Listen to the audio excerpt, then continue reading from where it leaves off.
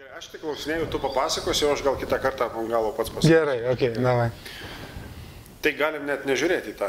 Tai jo, mes nežiūrėsim. Nu, po to nebent ant galo gal. Įsivaizduoju, kad aš dabar imu interviu iš tavęs. Gerai. Imu interviu iš tavęs apie tai, ką ruošiesi daryti paskutinį Liepos savaitgalį. Ir visa tai turi būti susijęs su veikla, kurią tu veikiai, darėjai online. Tai yra padėjai žmonėm tapti disciplinuotais, bet dabar sugalvoji naują projektą. Tai labai trumpai prašau apie jį. Apie tą projektą, jo, tą. Taip, apie tą projektą. Okay. Na, žinai, labai dažnai tenka pamatyti žmonės, kurie atrodytų, vat, kai klausi, kaip tenais reikėtų ką daryti, ten ar sveikatos sferoje kažkokio, ar ten santykių sferoje, ar finansų sferoje, aš viską žinau.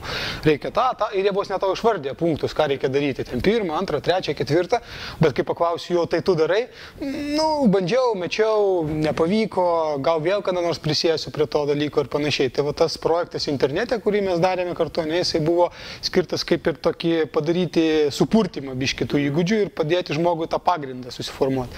Tačiau mano galva, kartais reikia ne tik internete, bet ir dar labiau, sakykime, žmogui tokius rėmus suspaus, kad jisai tą savo vidinį resursą labiau mobilizuotų ir tokį savidiscipliną pas jį atsirastų tos veiksmus daryti. Tai va tas naujas renginys, apie kurį paklausė, jisai kaip tik yra susijęs su tuo. Bet žiūrėk, laiko planavimui ir gyvenimo būdo transformacijai buvo skirta atitinkamai 10 vakarų ir 21 vakaras, ne? Arba 10 dienų ir 21 diena. Dabar viskas bus 2 dienas gyvai.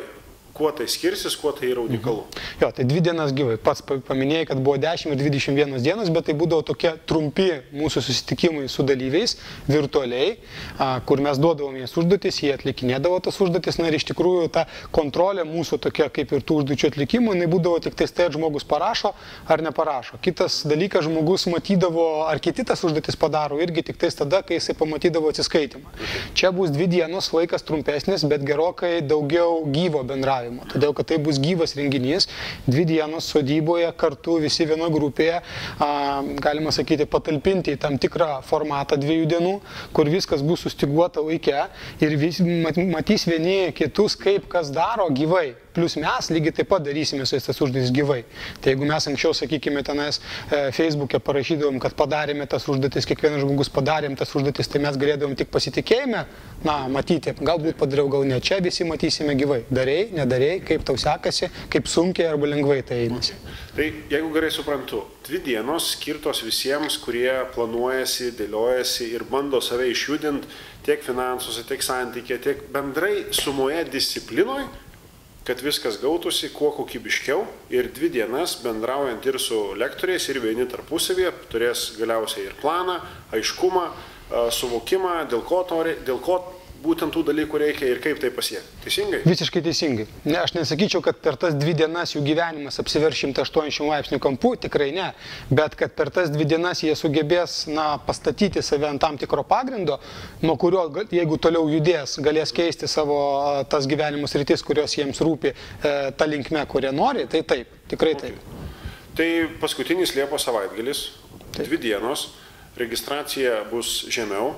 Visiškai teisingai. O aš tau dėkoju už puikų interviu, einam dabar sumontuoti video reklaminio klipuko. Jo, kurį jūs po to ir pamatysite visi čia apačioje. Ok, liuks. Iki.